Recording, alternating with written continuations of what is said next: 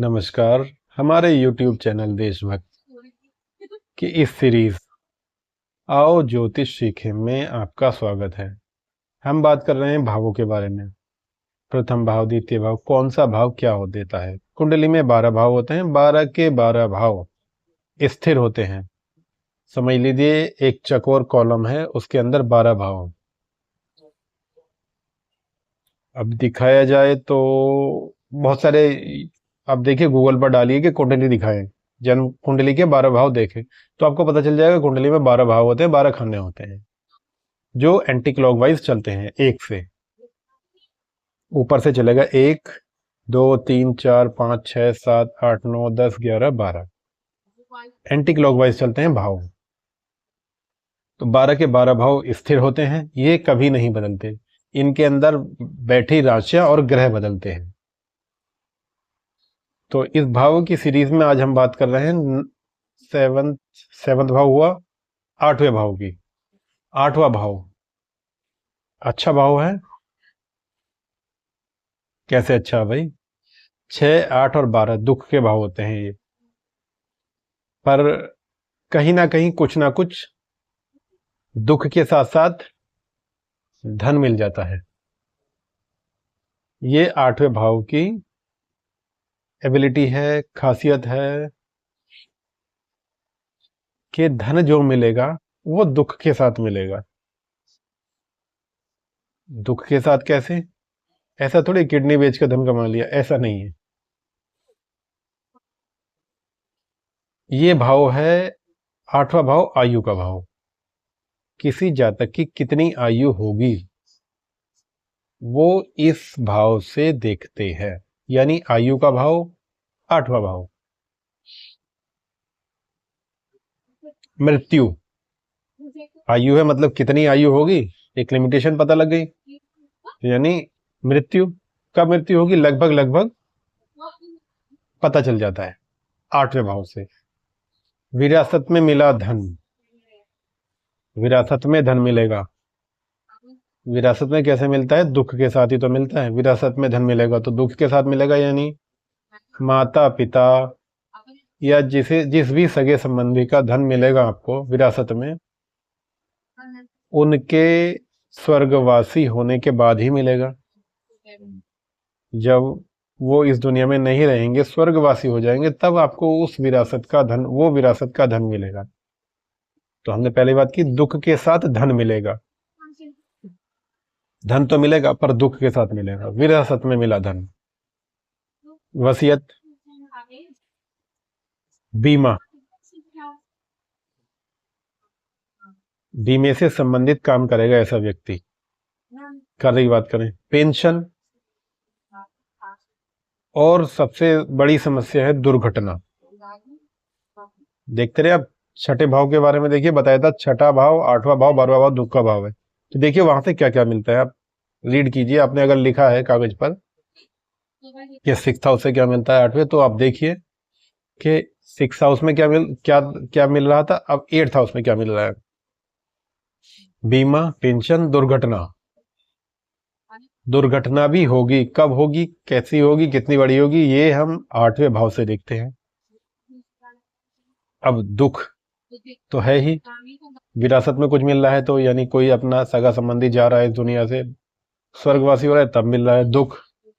चिंता, चिंता भी मिलेंगी साथ में। हो सकता है अपमान भी मिले,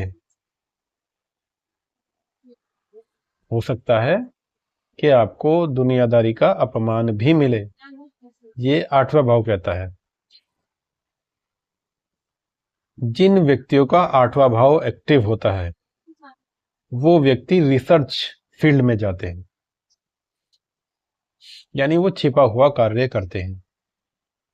ये 99% फैक्ट है कि ऐसे व्यक्ति रिसर्च फील्ड में होते हैं।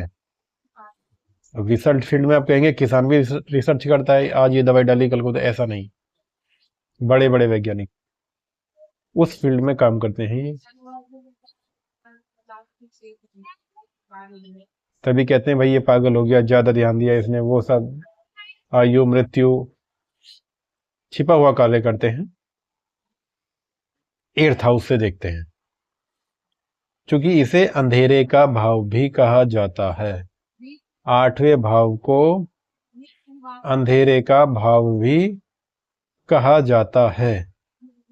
तो एक छोटा सा रिकैप ले लेते हैं, इस भाव से हम क्या क्या देखते हैं। इससे देखते हैं आयु, इससे देखते हैं मृत्यु 8वें भाव से, विरासत में मिला धन, वसीयत, बीमा, पेंशन, दुर्घटना, दुख, चिंता, अपमान, छिपा हुआ कार्य और अंधेरे का भाव है ये। कौन सा भाव? 8वां भाव। तो जैसा हम अपनी हर वीडियो में बताते हैं, एक रेमेडी बताते हैं वीडियो के बाद में। अभी तो 8 के बाद 4 भाव और बचे हैं। चलिए जल्दी जल्दी चलते चलते एक रेमेडी देख लेते हैं। आज की रेमेडी है शनि की। यदि आपके ऊपर, किसी जातक के ऊपर शनि की 7.5 चल रही है, शनि परेशान कर रहे हैं, आपने जन्म कुंडली में दिखवा लिया है, आपने देख लिया है कि शनि की 7.5 चल रही है, ये केवल उन्हीं के लिए है जिनके ऊपर शनि की 7.5 चल रही है, ये ध्यान दीजिए। तब ऐसे व्यक्ति जिनके ऊपर शनि की 7.5 चल रही है, काली वस्तुओं का दान करें। काली वस्तुओं का दान करें। काली वस्तु जो भी होती है, चाहे काली दाल हो सकती है, काला कपड़ा हो सकता है, काली चप्पल हो सकती है, काली छाता हो सकता है। ऐसे व्यक्ति काली वस्तुओं का दान करें। शनिवार का व्रत करें, यानी जो ग्रह आपको परेशान कर रहा है उसकी पूजा नहीं करनी है, उसका दान करना है, उसका व्रत रखना है, उसे कमजोर करना है।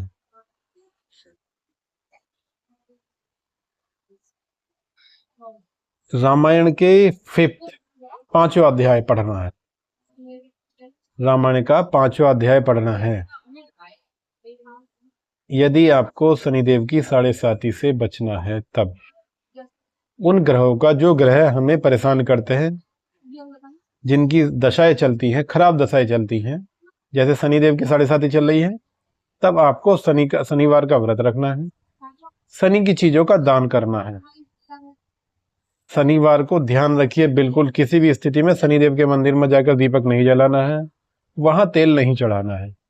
लोग बताते हैं तेल चढ़ाइए, दीपक जलाइए, शनि की 7.5 चलिए, बिल्कुल नहीं चढ़ाना है। यानी आपका शनि है, आपके ऊपर शनि की 7.5 चल रही है, शनि आपको परेशान कर रहा है 7.5 में, ठीक। अब आप गए शनि मंदिर में, आपने चढ़ा दिया तेल, आपने जला दिया उनके सामने दीपक कि प्रभु कृपा दृष्टि बनाइए, यानी मजबूत हो जाइए, पावरफुल हो जाइए एकदम। यानी आप कह रहे हैं शनिदेव आप और पावरफुल होइए और हमें और परेशान कीजिए। भाई ऐसा क्यों कर रहे हो? यदि 7.5 चल रही है तो उसका दान करो ना, कमजोर करो उसे, व्रत रखो उसका। चलिए अगली वीडियो में ज़्यादा लंबी हो जाए, अगली वीडियो में मिलते हैं अगले ग्रह के साथ, अगली रेमेडी के साथ। तब तक के लिए मुझे दीजिए इजाजत। नमस्कार।